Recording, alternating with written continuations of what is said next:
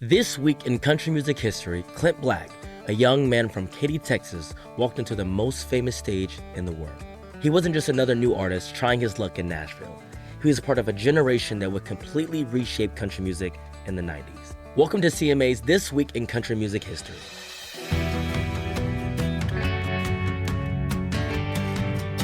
By the tail end of the 1980s, country music was starting to grow a new crop of superstars. Later known as the class of '89, it included names like Garth Brooks, Alan Jackson, and Travis Tritt. Together, they would help launch one of the most commercially successful eras in country music history. But before arena tours and platinum records, one of those artists was simply a Texas songwriter with a guitar and a dream. Clint Black was born on February 4th, 1962 in Long Branch, New Jersey, but he grew up in Katy, Texas, just outside of Houston. By the age of 13, he was teaching himself guitar and learning the songs of legends like Merle Haggard and George Jones. But his early path wasn't glamorous. Before Nashville came calling, Clint worked construction, guided fishing trips along the Texas coast, and spent years playing small clubs and lounges across the state. Sometimes he was the only performer in the room. Those long nights on small stages helped shape the sound that would soon define his career. Everything began to change in 1987 when Clint met songwriter and producer Hayden Nicholas. Their writing partnership quickly became one of the most successful collaborations in modern country music. Together, they blended traditional country storytelling with a polished, radio-ready sound that the industry was eager to embrace.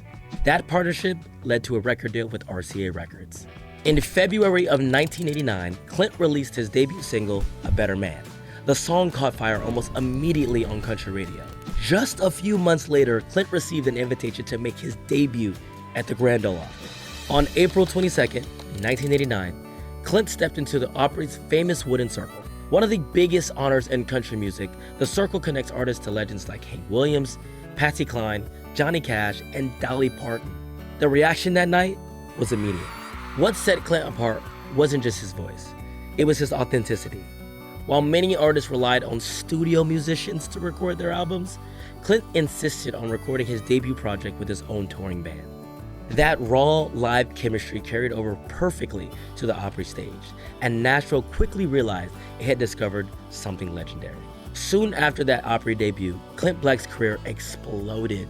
A Better Man reached #1 on the Billboard Hot Country chart in June of 1989, becoming the first debut single by a male artist to hit #1 in 14 years. His debut album, Killing Time, became one of the most successful first albums in country music history. The record produced 5 #1 singles: A Better Man, Killing Time, Nobody's Home, Walking Away, and Nothing's News. By the end of 1989, A Better Man and Killing Time finished as the #1 and 2 country song of the year. It had been 36 years since a single artist held both top spots simultaneously. That same year, Clint Black was honored with the CMA Horizon Award, recognizing him as country music's top new artist. His respect for country music's tradition was clear. Clint Black helped prove that a country artist could be deeply involved in songwriting and musicianship, while still achieving massive commercial success. On January 10th, 1991, just 2 years after his debut performance, Clint Black was officially inducted as a member of the Grand Ole Opry. In a full circle moment for the class of '89, he was inducted by his friend and fellow superstar, Garth Brooks. A dream I had for many years came true when I became a member of the Opry family. And tonight, it's my turn to carry on the tradition and introduce the newest member of the Grand Ole Opry. Would you all please make welcome Mr. Clint Black. Clint Black bridged the gap between legends and the modern era, paving the way for artists like Brad Paisley and Luke Combs. He stood as proof that you didn't have to sacrifice your roots to become a superstar. When he stepped into that circle on April 22nd, he didn't just start a career, he launched a whole new chapter for the genre. That's This Week in Country Music History. Join us next week as we remember the day Nashville lost a legend.